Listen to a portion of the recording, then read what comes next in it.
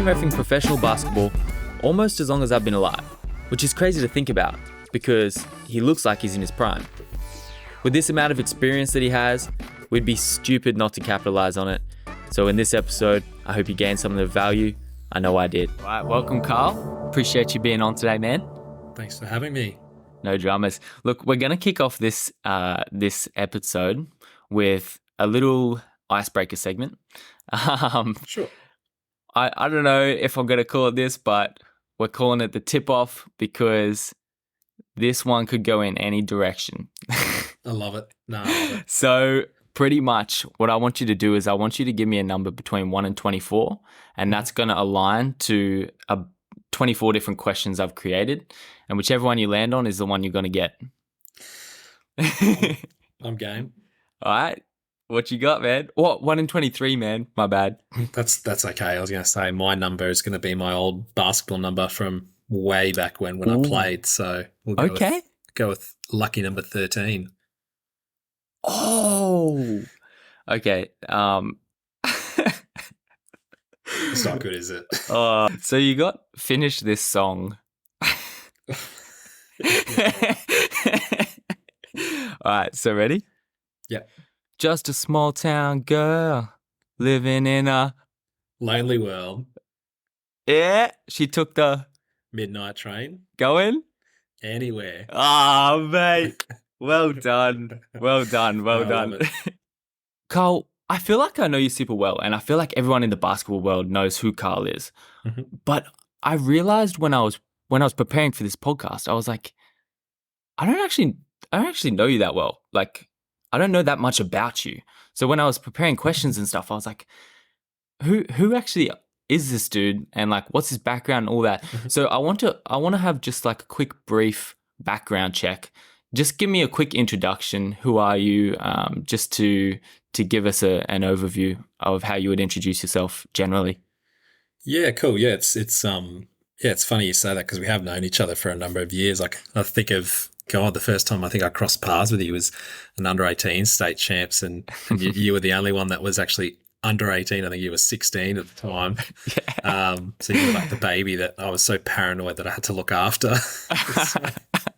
Yeah, no, look, I think that's a comment I probably get quite a bit because, I mean, I'm a pretty open book in my life, just generally speaking. And, you know, as much as we all have social media, I muck around with it. I don't put anything serious, any DNMs and stuff on there. But no, look, I think people feel like they know me in and around basketball, but then you sort of take it outside of basketball and you go, you're right, you know, who is this guy? What does he do? Look, for me, you know, I won't go too much into the family side of things, but, you know, like everyone else, you know, grew up in Australia. I've actually done quite a bit of study and I'm doing more study. I'm doing my master's at the moment. But True. I've always been driven academically and experientially to human resources, and that's actually my career path. So that's you know, that's sort of the Carl outside of basketball. My day job, basketball is my part-time job. I think, you know, it's funny. I reflect on my basketball, my refereeing career, and you know the aspect of refereeing that I like the most is the challenge, but it's also the communication, the people element, you know, the conflict resolution, and that's kind of actually what drew me to HR as well. And what drew me to HR was very much like we spend so much of our lives at work. I wanted to be the kind of person that makes that existence a bit more, you know, bearable or enjoyable, fulfilling. So cool, man. I sort of see that in a professional sense, but then also in basketball, you know, that you know, behind why I got into refereeing is that, I feel like I can make a difference. Yep. As much as it's, you know, rewarding for me and I enjoy it, I feel for other people, you know, and I like to think that shows in how I interact with players and coaches and even spectators and that bloody fanfare that keeps fanfare MVP over here. Yeah. But you know, like just, you know, I love that sense of community that we've got. So I guess, you know, both in my professional life and in my social life in terms of basketball, it's the same, you know, draw card for me. So like when actually did you start reffing? I was actually a late bloomer, so a lot of people picked up, well, I don't know what they did back then, but what we call green shirts now, your L Yeah. plates, Yeah. from 10, 11, 12 years old. I actually didn't start until I was 18. Yeah, right. Which is a funny story in of itself. Yeah, what's that? I'm all about the stories, man. Yeah. So I was actually playing in just a social team with some mates from work at the time, and it was at Boondall where you had the 3 courts side by side, and good old Luke Patrick was refereeing our game. Really? And Wow. was too busy watching court 1, and we're on court 3, so the far court, court 1's the middle court. Right. And he's looking over there, and I'm getting my leg taken out trying to go up for a shot. And I just abuse the hell out of him. He texts me, and I just walk straight off the court, and I go straight over to another familiar face, John Taylor, JT. Oh, buddy, JT, you're kidding. Just before, and JT, he loves to put people in their place. Yeah. And before he could even get a word out, I am just giving him a spray about, Wow. who are these referees and what are they doing? And I'm getting my leg taken out, and he's not even watching our court. He's watching the other court. Rah, rah, rah. Anyway, typical JT just literally puts his hand up, tells me to stop. And he goes, "You think you can do a better job? Here's a whistle," and pulls a whistle out of his pocket. And full on. That actually happened. Wow. Yep. No joke. And I me being me, I said to him, "No worries, where do I sign up?" He said, "Come down Saturday morning." This is Saturday morning, under 10s and 12s. He said, "Just wear black shorts, black shirt." And I was shadowing a kid, who's 12 years old, refereeing under 12s. That's so good. And just took off from there.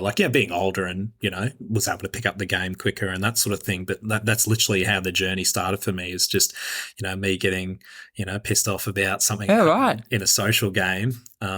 And JT calling me out on it. You're just saying you think you can do better, and I think I can. Did your ego come in and just be like, yeah, all right, I'll rep? Massive. And then did you have a nightmare that night where you were like, what have I just committed to? Or did you just go, you know what, let's do it? I'm kind of that person that, I'll say to other people, put your money where your mouth is. If, it's the same sort of concept. If you think you can do better, and when I sort of said to JT, straight up, yeah, I do think I can do better. And I know I was full of steam at the time, but, when I sort of walked, went away, went home, I thought I actually really want to give this a go.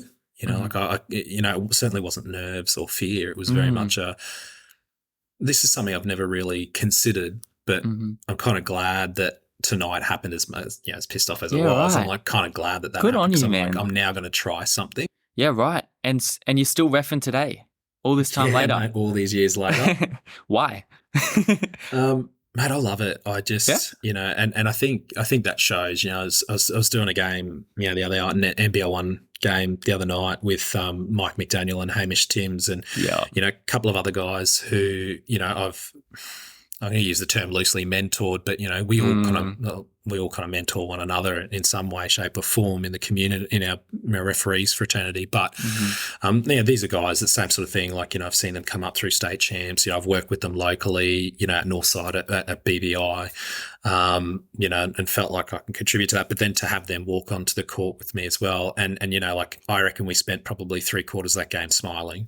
Just, and having a laugh. And, even when, we had a situation I've called a foul, Mike's called a foul, it's his, primary area of responsibility. And he straight away just pointed at me, you take the call. And, I'm pissing myself laughing. And then we end up rotating, and we shouldn't have rotated. I should have stayed, if I took the court, stayed on the trail on the far side of the court. And, I didn't even realize it until I was doing the video cut up. I went, why did I rotate there? But that's just the kind of thing, you have that stuff, and to still have those moments, and to still have those moments with people who are, just breaking onto the scene, and even those guys are a little bit older. I really love that. In addition to refereeing with guys that I've been refereeing with for, 20 years, just the whole, the whole mixed bag, but also the players and the teams. I could point to maybe a handful of teams that probably didn't know who I am, and maybe as in by name, but they probably know of me as in that's that referee, Yep. Hopefully not some colourful language to go with it, but, Yeah, no, that's good, man. I mean, I rarely see either you in person or a picture of you without a massive grin on your face. So it does show, and I think it's really disarming for a lot of people as well. People can feel like they can relate to you and say hey to you and things like that. I think from my perspective, when I see you out on the court, you seem really relatable, and I almost would attribute a part of that towards just your demeanor. You can tell that you love the game, and I think that's really cool, man.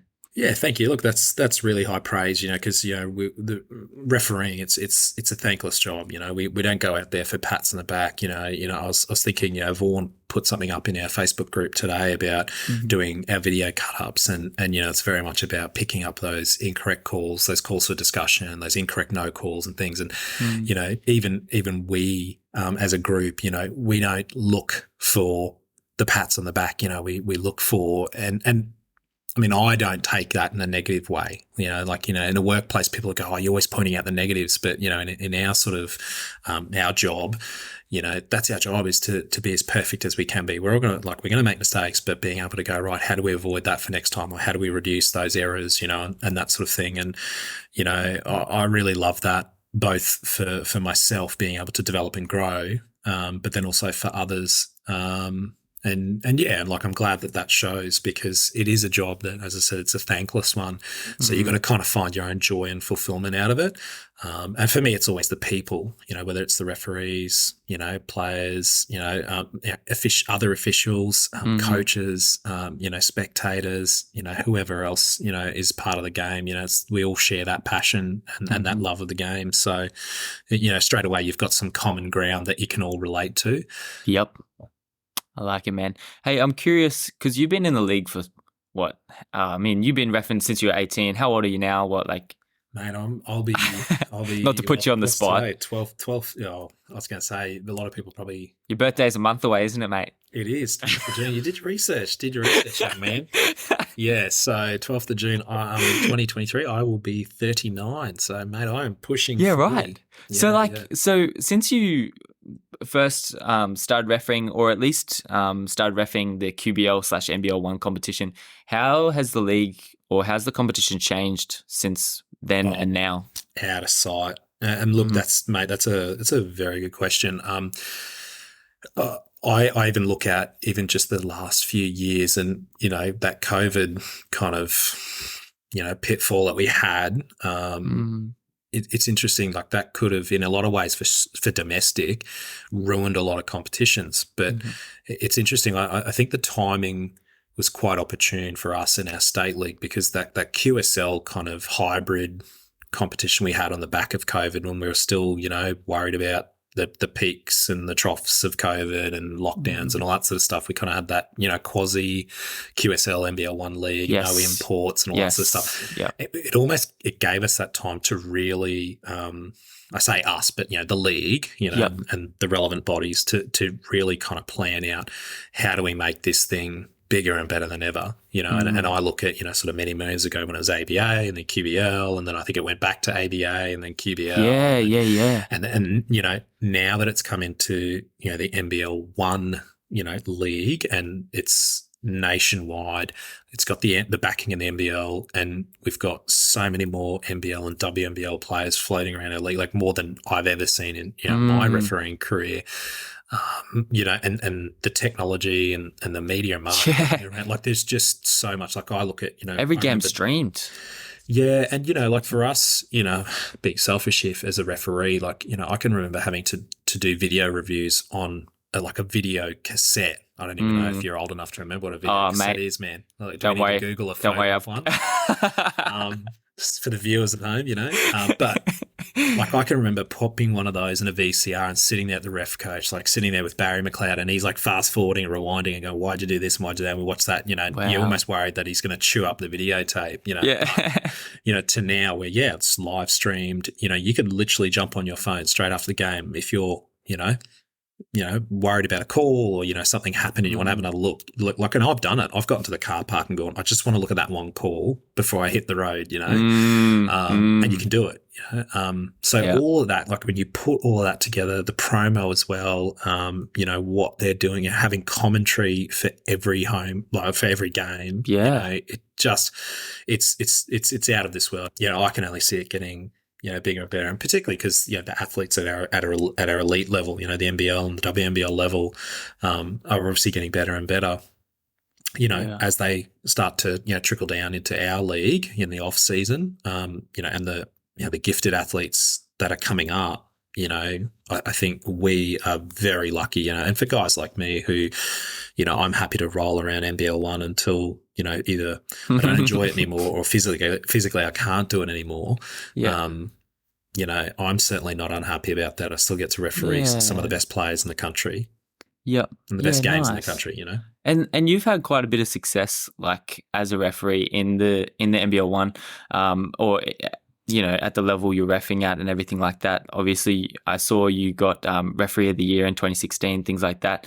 I'm curious, what, in your opinion? So I want to have like a little bit of a self reflection, just for people to know what's allowed you to excel. I want to know, what do you think your biggest strengths as a referee that have allowed you to have such a long and successful referee career? Yeah. Look, I think in terms of strengths, and I think you hit the nail on the head. I think it comes down to my personality, my demeanor, my approach. Mm-hmm. But in terms of, if I think of it like a bit of a resume, basketball referee resume, I think number one for me, and I'm sure there'll be people out there that'll disagree, but it's probably my ability to communicate with others, and whether it's the actual words that I use, whether it's, non-verbal, whether it's just, as you said, the smile and just, I'll get to you, like somehow trying to gesture across court, like I'll come talk to you or that sort of thing. But even, being able to direct traffic, when things get, really pear-shaped, getting in amongst, some of the physical situations, but, and I don't know, sometimes like I don't even know how I do it, but just being able to diffuse that, talk to players, separate them. Yeah. But, even before it gets to that point, being able to, have some sort of rapport with a player. And I mean, probably some of this does come down to my experience, but I've always thought, and part of me does flick to my, what I do for a living, in that HR sense is that ability to relate to others and the ability to communicate. Do you know what I'm saying? Like, I hear you. Yeah, for sure. I think that's perfectly reasonable, and I think that comes through, and I think that's something that a lot of referees who do make it to really high levels tend to have in common. But particularly for those who are hanging around the league a long time or progressing quickly and things like that, that communication ability seems to be pretty up there in terms of like valuable skills you can have. Yeah, definitely. I mean, I think, and as much as I won't publicise it, I think even if you have a couple of dud calls, or if you're, we're now all 3PO in 3-person refereeing in NBL 1, like, potentially it could be your partner that's had a dud call, and maybe they are having a bad game, maybe not, whatever. Maybe they've just seen it differently to the coach, and you're standing beside them. You've got to be able to have that conversation. And you might know it's wrong, they might know it's wrong, but how do you get yourself out of that? Like, how do you dig yourself out of that hole? And there's definitely an art to it. And what do you usually say to them? Look, it depends on the situation. Depends on the situation. Look, as I said, I won't publicise it. But certainly there's sometimes you just got to say to them, look, I saw it differently too. Like maybe I disagree with that call, but we're standing here, they're standing there. How about I just ask them? And sometimes that's all it takes for a coach is to go, I want you to ask them. No worries, I will. Because I think much the same as we want to get our point across. Well, what are coaches like and players? Particularly when they're emotive, what are the number one thing that they want is to be heard. And whether you agree or disagree is kind of subsidiary to that. Like majority of the time, they just want you to go, okay, I've heard what you're saying. And then you enter into that territory of what happens next, like where to from here. Now, sometimes it's just as simple as saying, hey, look, I'll make sure we don't get that wrong the next time. Sometimes it's actually saying, look, I actually think you got that right. Or, I actually saw it the same way he did. What's your issue? And then have a conversation about the rule or, the application of the rule, all that sort of stuff. I think this is a broader conversation, maybe for over a few glasses of red wine around how we educate our junior referees up until then when they get into the senior leagues. You've got to start with those basics of communication. Yes, I've heard you. Yes. Here's my response, and then not continue it rather than don't talk to me, and I'm starting to see a lot of don't talk to the referees or don't talk to me. And I understand zero tolerance, and I'm a big fan of that, having been a commissioner at many a basketball tournament and enforced that. But I think there's ways in terms of, how you encourage junior referees to communicate so that when we do get to the adult leagues, they don't still have that, I guess as an ingrained sort of habit, and that, being an adult, they then come in with that, no, I'm going to speak first and speak last, and you get this much in between. Yes, I'm a huge fan of what you just said. I'm completely on the same page. I think what's really powerful about what you just said in terms of developing the referees with these communication abilities will make the game so much nicer for everyone. And I think, and I'm a huge advocate or believer in referee empowerment and referee education, which will then in turn help the game rather than deflecting the responsibility onto the players and coaches. Yep. Yeah, they need to change, but the referees kind of need to have some more infrastructure there as well. That's my personal belief. Yeah, no, and I totally agree. And look, it's always contextualized. Look, under 12, you're probably going to get 12, 13, 14-year-old referees. They're not the most, well-equipped in terms of their communication skills and their repertoire of, negotiation and being able to handle, a grown man or woman coming at them, and so I understand that. But, again, I think it's contextualized. So where you look at your under 12s and 14s, like your front end junior basketball, whether it's your week in, week out, your SQJBC or CQJBC or whatever, or state champs, you should be able to ask a question, give an answer. And where I will cut the coaches and players or whoever off is, question asked, question answered. It's not up to them, because they don't have the ability to rationalize and to argue a point, succinctly, and with eloquence and, do you know what I mean? Like I absolutely don't have agree. the sophistication to do that. Yeah. And that's no disrespect. They're 12, 13, 14-year-olds. Exactly. How many 12, 13, 14-year-olds, can articulate a really, measured point of view based on, rule knowledge and application of the rules and basketball philosophy. They're literally going, I saw this is why I call this. And that's, if that's perfectly reasonable. What they conjure up for a coach, I go, you know what? Good on them. Would you prefer that they just turn their back and walked away or blow the whistle and go, that's your warning, which is happening more and more often. It's just, I don't know how to answer you. So I've been told, like, you're arguing, that's a warning, or that's, I ignore you, or, you ignore them to a point, then you're backed into a corner. You have to give them a technical foul. But then, like you start to come into your 16s and 18s where it does get a little bit more complex. And that's where I would expect, and having been a referee commissioner at 16s and 18s, and you've been there as one of my referees, I'd say, I would expect that if, coach asks a question, right time, right place, right manner, you give an answer, and he goes, however, or but, Nathan, blah, blah, blah.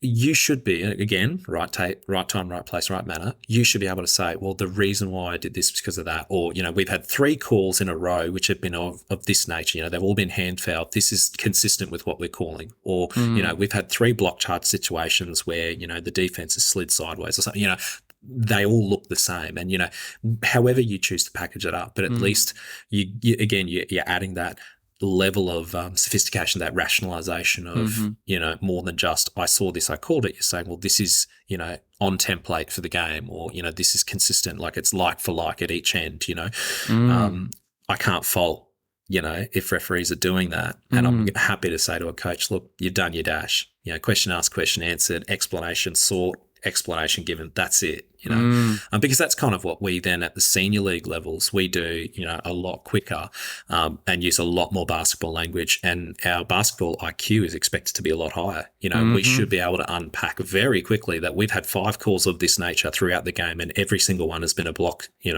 a block charge situation. And whether they agree that's right or wrong, and that's where I will also, I talk about question asked, question answered. That's where I'll throw that back at the coach.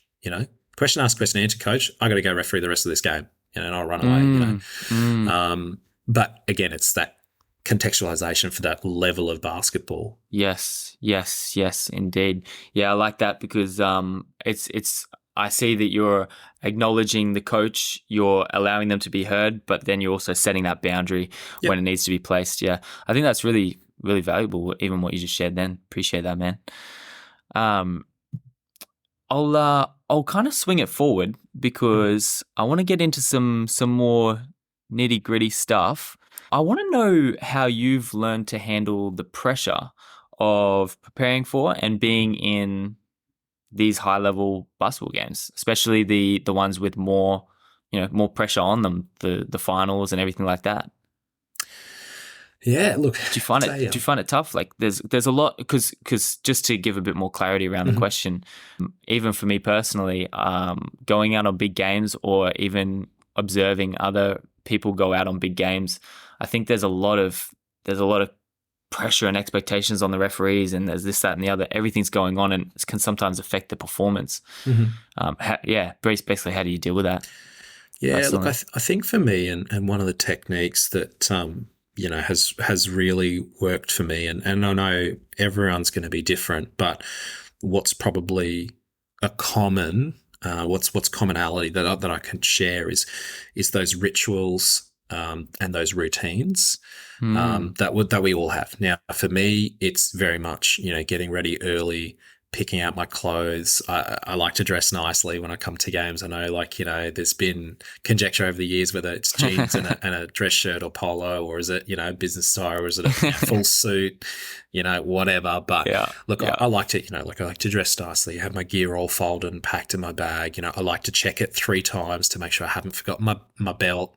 I know it's the big debate at the moment, but I haven't forgot my belt because that's, What do you recommend, belt or beltless? Belt for sure, man. Belt for sure. All right, continue. Yeah, but and my routine, and this is how silly it is, but it works for me. It's like I've always dressed from the bottom up. Like shoes, socks, skins, trousers, ref shirt, ref jacket, whistle, drink bottle, toiletry bag or towel or whatever if I'm showering at the game before I go home, depending on how close to home or whatever it is, when we used to have to do Toowoomba trips, this, no way I'm driving, 2 and a bit hours in, sweaty, stinky gear. Like I'll shower there. And so just having that all prepared, if it's a long trip, if, I'm coming straight from work, have I got a snack in my bag? Have I got a Powerade or, whatever, that I need to keep me going?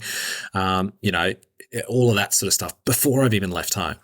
Before I've even left home, that's all ready to rock and roll, and then I get in the car and I have, whatever music, taste I've got, because mine just changed. 1 minute I'll be R&B, next will be EDM, next minute I'll just some top 50 list, Yeah. I'll just be ready. And then, I'll just tune out, I try not to make or take phone calls or do anything. Like if I'm coming from work on a Friday night, sometimes it's unavoidable. Like someone will just ring me and go, "Oh, have you left work? Yeah. Are you on the road? Yeah." And you just, I'll try and wrap that up really quickly just so I can have my me time. But yeah, once I get to the stadium, it's, spend the first 15, 20 minutes, because I'll be there our directive is 1 hour and 15. So I'll always spend that first 15, 20 minutes going around, and what I say is, shaking hands and kissing babies, doing the politician thing, Yeah.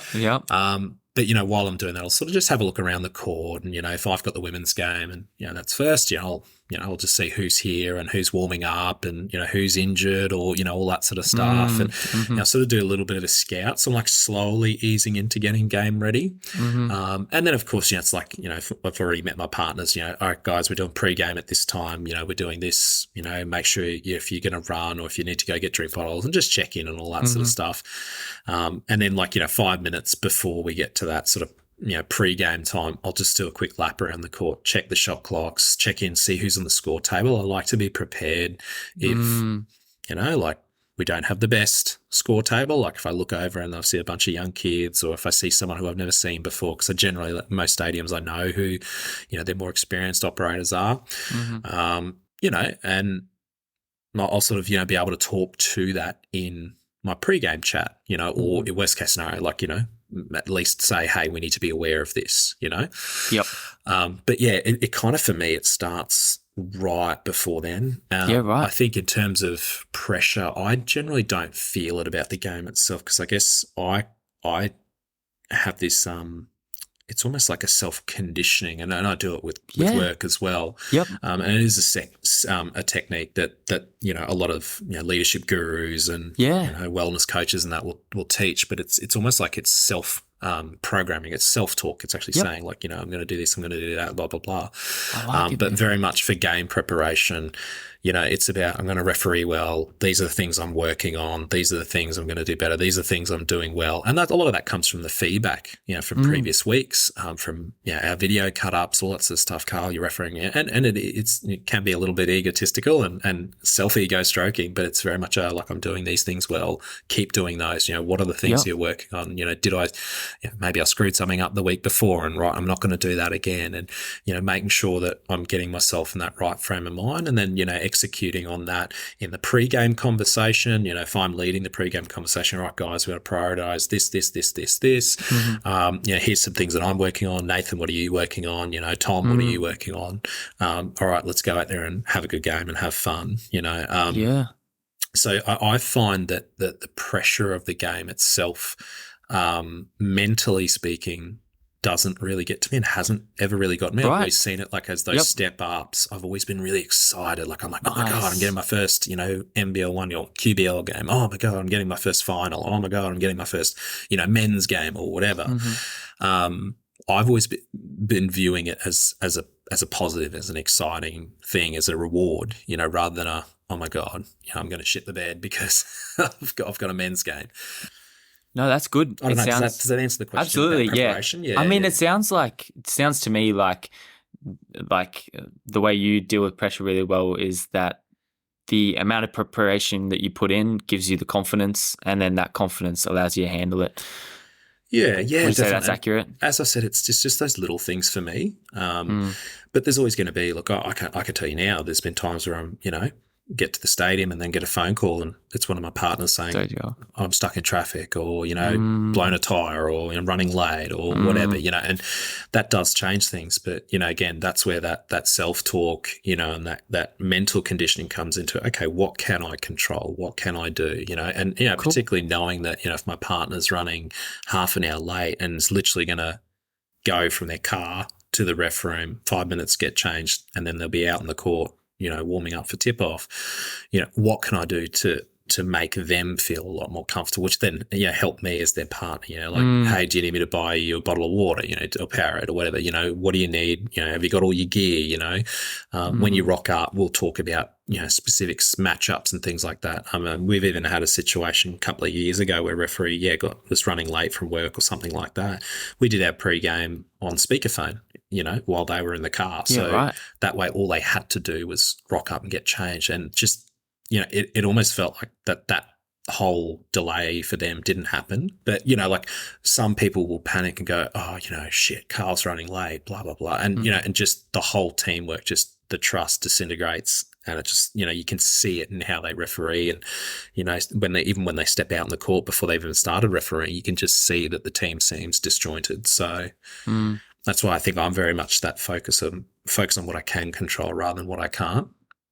Right. And would you say it's a similar or different response in terms of how you deal with the criticism that comes with refereeing? Would you say it's a similar thing in terms of, you got your self-talk, you got your routines and things like that? Or is there anything else that you've done that's been able to help strengthen your mind? Or,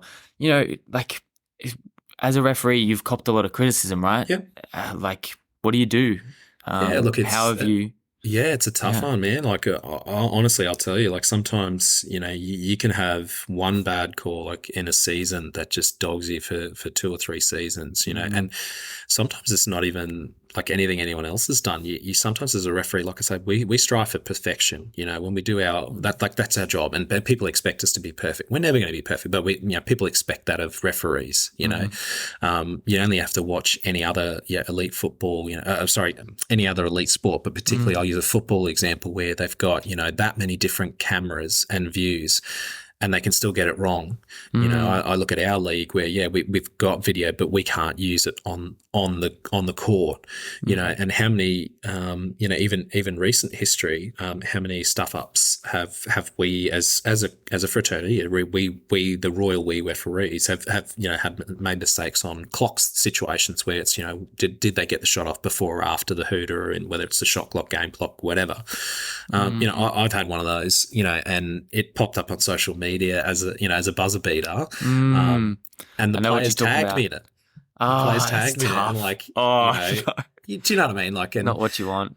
Oh, look, but it was, at the time I was like, yeah, they got that off, and even the ref coach, yeah, they got that off, yeah, and I don't know what they're going on about, blah blah blah. Anyway, you go on a huddle, and it was just on the fingertips as the hooter's gone, look, it didn't change the outcome of the game, so I was lucky in that regard, but that's something that it still plays on my mind, and as much as even the couple of players from that particular team will joke about it and go, remember that time, and we can have a joke about it. Still, it still gives, it's like someone's clawing at your back, whenever you think about it. But how do you get over that? Look, it's tough. I mean, for me, it's always just kind of focusing forward rather than backward, because I can't change it. It's been, it's done. There's no matter how much I think about it, I can't change it. So it's very much, okay, well, how do I avoid making that error in the future? Touch wood, I won't have that situation again. Do you think the criticism and I don't know if I like the word abuse, but the referee criticism and everything like that has been getting worse over time? Like, you've been in the league a long time, or has it always been there? Are we dealing with it okay? What's your thoughts on that side of things? Seems to be, because it seems to be quite an issue. Obviously, lacking a sufficient amount of refs for a lot of clubs and things like that. And I think it's like a lot of things in life. I think it's always been there. I just think social media is one of those double-edged swords where it can be used for good or it can be used for evil. As I said, my buzzer beater, which I got players tagging me, just so I know. Oh, that's tough. But look, I think it is certainly for those guys and girls that are coming up now. And you only have to look at some of the bullying and stuff that goes on with social media. Yeah, I can imagine, how hard it would be to stand up and say, yeah, I'll pick up a whistle and referee, knowing full well that everything that they do at even just a junior level is going to be scrutinised. It's going to be on social media. Whereas, I guess for guys of my era and even older, social media kind of it didn't exist with that junior system. It didn't really exist. I think back to when I was sort of first starting in, QBL or ABA and all that sort of stuff, or D League, which is then SBL and then now QSL. When I was, learning my craft, most of those games weren't even videoed, short of someone sitting in the crowd with a camcorder. So I think the only criticism we had to cop was live crowd on the night. And maybe someone, some peanut when you're walking out to the car park or something like that. But, in terms of, social media, we weren't stalked, we weren't receiving random messages, we weren't, being tagged in stuff, to prove that we were wrong and they were right or whatever, it's just a different world. So, has it gotten worse? I don't know. I'd probably say it's different. I wouldn't say it's worse, because, you only have to, referee some games in some of the more, regional places to know how wild some of those crowds get, and that might change your view on whether it's better or worse. Is getting a spray from, someone who's maybe had a little bit too much to drink in Rocky. Single Rocky out, but you know what I mean? That was one of my first experiences regional basketball because of how close that sideline was. And, guy pretty much his head's right here and that's a spectator, compared to getting hounded on social media. Well, which one's better or worse? I don't know. For me, I kind of take them both. I take them both with a grain of salt, whereas some would go, I'd rather the person that's there for 2 seconds and disappears than getting a message on social media and feeling like, I'm not safe in my own home. Just mentally, it's how you look at it. When someone's criticizing you and things, how do you not take it to heart? How do you take it with a grain of salt? I guess is what I'm trying to say. Like, what's your attitude toward when people say things critically toward you, and how do you not take it personally? I know it seems like a pretty basic question, but we got referees out here taking things personally, and it's, it hurts sometimes. Yeah, man. And look, I don't think there is a simple answer to that, because I think for me, it's easy looking through the lens of 20 odd plus years of experience to say this, but you kind of just I don't say you get used to it, but you get used to being able to manage it and deal with it. And I think for me, the probably the ones that I struggle with is actually from my peers, and people who are senior to me, when they give me criticism, as someone who's been there, walked the path, and knows their stuff, and not just knows their stuff as in like an experienced player or an experienced coach, but, like we as referees, we look through a different lens. Once you picked up a whistle, like I remember the very first time I picked up a whistle, every sport I looked at through an official, like a referee or an umpire, like the official's eyes, not a player or a spectator's eyes. Like even when I watch, a mad keen Broncos fan, even when I watch the footy, I look at it, why are the referees doing this, and why are referees not just enjoying the game, as a general spectator would. So I think it is conditioning for me is a big part of it. But as I said, like there's still ones that, for my peers who are senior to me, and for my ref coaches, certainly there are some that, when they give feedback, and even if it is quite constructive and framed the right way, particularly if it's something I haven't heard before, or maybe if it's something that, wow, I've been doing that for 20 years and all of a sudden I'm being told, did you know you do that? You probably shouldn't do that, or, change that. You do take it to heart. And that's even when it's in a safe space and it's constructive, compared to, as I said, like some peanut in the crowd giving me a spray. I go, oh, I'm never going to see him again or her again or whatever. So I think it really comes down to the individual and their individual's perspective. And I think it is conditioning. I don't think there is an easy way of saying like you can just kind of deal with it. There's so many different strategies you can deal with, adversity, and there's a whole bunch. Sure. You could just Google resilience, and there's a whole bunch of things that'll come up around how to build resilience. But Father Google coming in clutch. Yeah, that's it. I've got like a bit of a two-part question for you. First part is, have you come off games in the past or had times as a referee where you've really felt, I don't know what word to use, but almost just like a bit shaken? Like defeated? Well, almost more like, defeated is definitely a part of it, but also whether you've felt emotionally just like emotionally shaken up to the point where you're second guessing yourself, you're feeling like, oh, you're really down in the dumps, or you're like, oh, what's going on here? Or anything like that, or had like a big emotional reaction or breakdown or anything like that. Have you had any times like that? Yeah, definitely. Sometimes, when I've found myself in those situations, it's really hard to overcome. Like I'll be in a funk for like our games are on weekends, like the whole weekend, and then Monday morning at work, people will ask, how's your weekend? I'm like, I just don't want to talk about it. Or, I'll be like, yeah, it was fine. And they're like, hang on, that's weird. Like, didn't you have basketball? I'm like, yeah, I'd just rather not talk about it, Like, how was your weekend? And I'll try and change the subject. Right. And then you're sort of dreading next weekend, like, how do I get out of this funk before next weekend? Because I've still got to referee well the next weekend. Well, that's my second part to the question, man. I want to know what the importance of emotional regulation is for referees, and how you regulate your own emotions after situations like that. So what do you do between the weekend and Monday to get yourself, or the weekend and the next game, weekend, to get yourself back on track so that you're not falling down this dark, tunnel of you? Because I guess to my question, the reality is, man, I know personally referees, and you can see it out there that it's the general population as well, but there's a lot of referees out here with, coming down with anxiety, coming down with depression, coming down with these mental problems or things like that. and how are you supposed to bounce back without getting dragged down that path, I guess?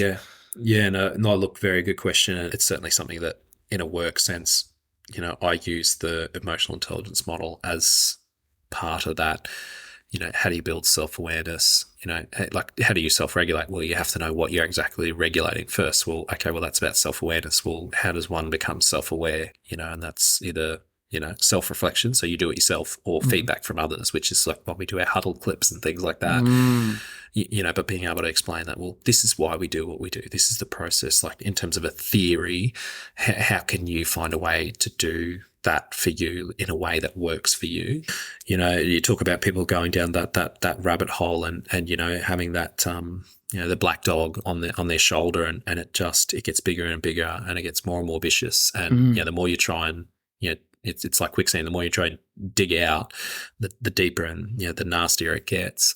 So look, I get it. I think that from that funk, or that feeling of defeat to the next time, I think for me it's very much tapping into, and this is the same as any sort of mental health type situation, illness or injuries, it's tapping into the networks that are available to you.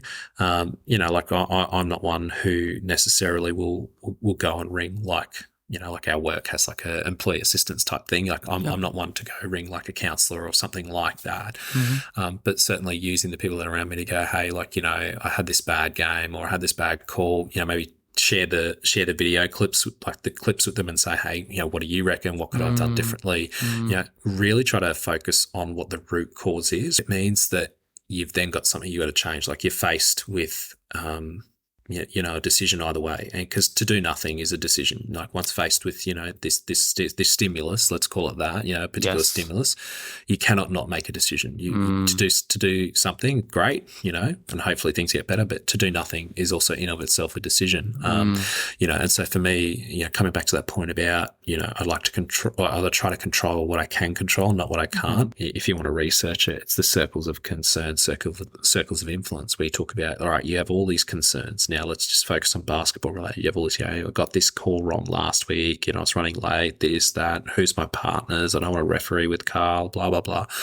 You get all these concerns, but what are the things that you can actually influence? Let's drill down into those. And so you draw a big circle, that's all your concerns, but then there's this circle inside, and you drag only those things that you can actually influence into that middle circle.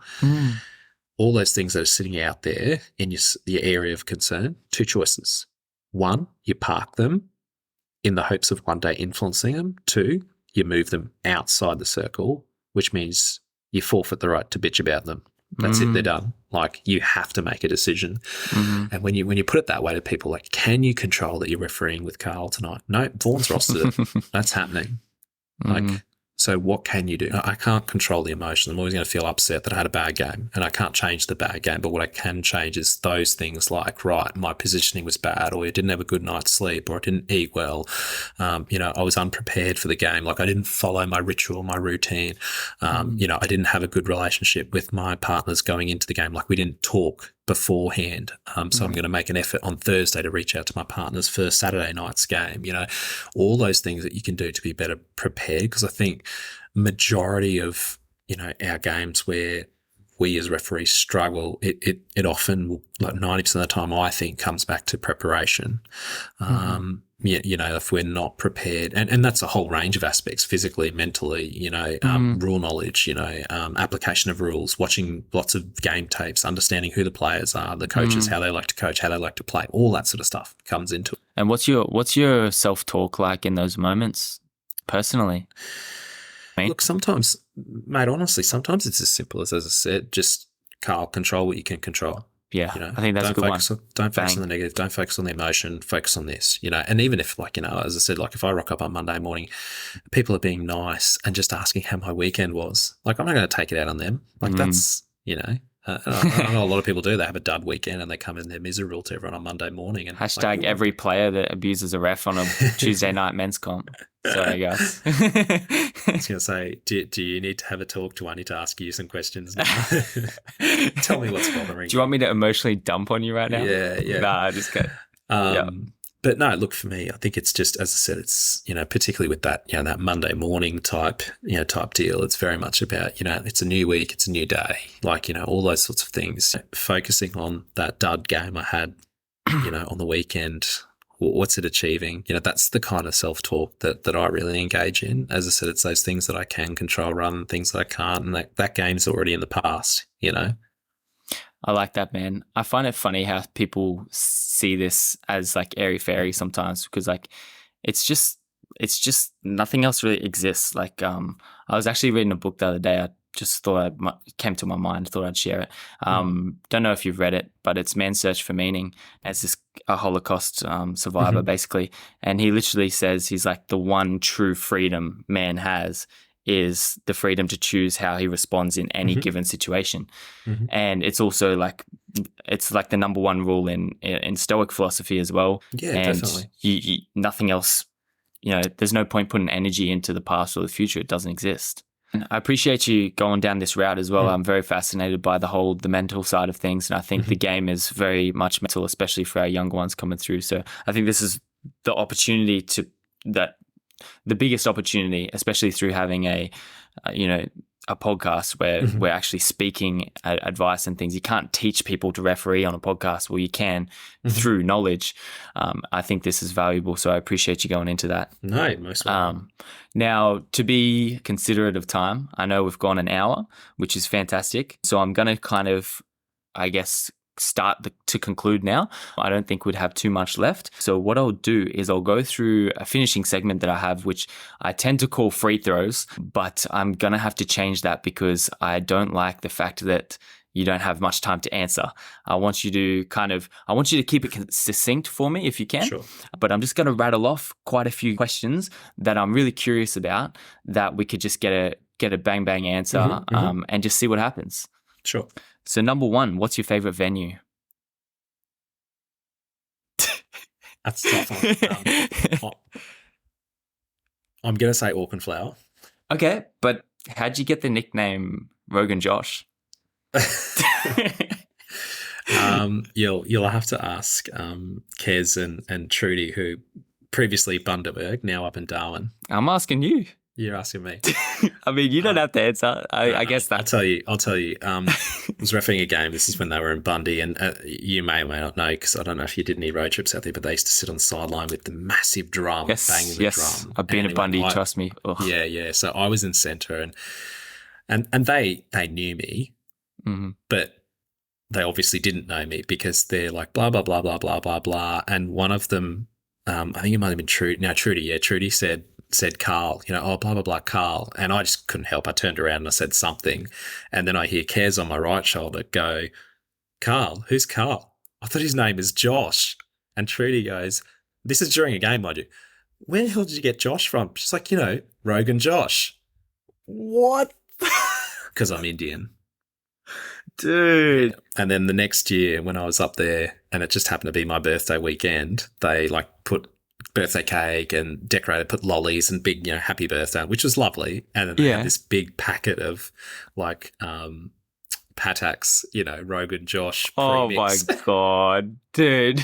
Oh my God. People, man. That's hilarious. Cool. All right. Next, what's your dream crew to go out on a game, including ref coach? Oh, okay. I definitely have to say Mark Mill. I love refereeing with Millsy. Yeah. And only because he just brings so much energy and passion and excitement and just the one-liners to the game. Mike McDaniel. So us three. Wow. Ref coach. Oh, I reckon I'd have to say Campbell. Oh, Campbell. Campbell. Wow. Only because he scares me. I'm not going to lie. Nah, not only because he's up here as a ref coach, but he's just so chill. Yeah, but right. Because if you've got a crew like Mark Mill, myself, and Mike McDaniel, I think that's just way too much energy. Yeah. I think we'd send Campbell into a meltdown or something. Yeah. I don't know. It'd just be fun to watch. That's so good. I love it. What's the most embarrassing moment you've had on the court? Any? Yeah.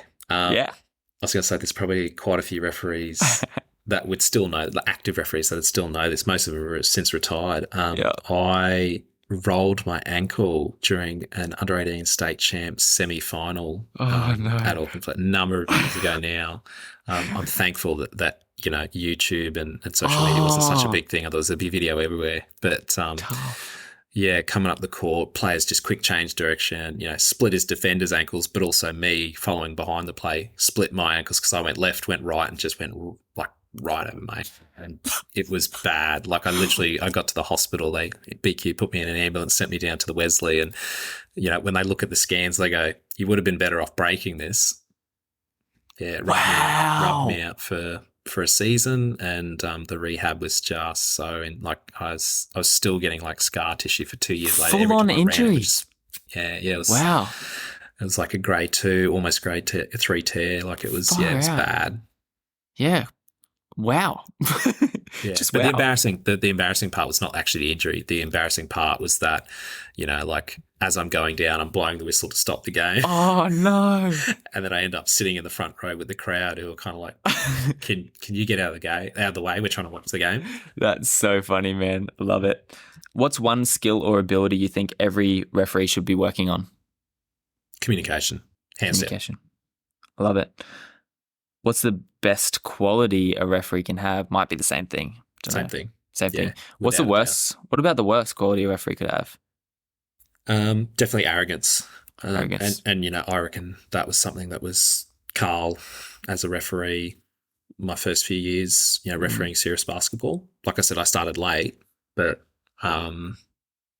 it was something that, I don't know, I just had this attitude, I'm always right as the referee, you're always wrong as the player or coach or whatever. My first few years, and it was something I got told, you need to change that very quickly. Got you. But yeah, arrogance. Love it. Which manifests differently for every referee, but that's what it all boils down to. Mm-hmm. What's the happiest moment in your career?